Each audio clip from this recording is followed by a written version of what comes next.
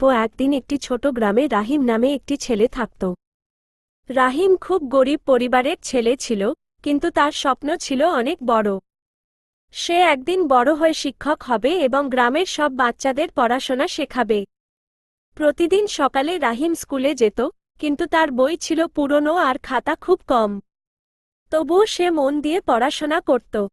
একদিন স্কুলে যাওয়ার পথে সে একটি মানিব্যাগ খুঁজে পেল। মানিব্যাগের ভিতরে অনেক টাকা এবং একজন লোকের পরিচয়পত্র ছিল। রাহিম কিছুক্ষণ ভাবল। সে চাইলে টাকা রেখে দিতে পারত, কারণ তার পরিবার খুব দরিদ্র।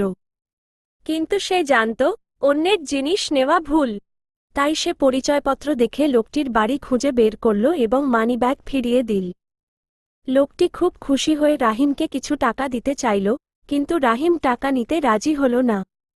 সে বলল, এটা আপনার জিনিস, আমি শুধু ফিরিয়ে দিয়েছি। লোকটি রাহিমের সততা দেখে খুব মুগ্ধ হলেন।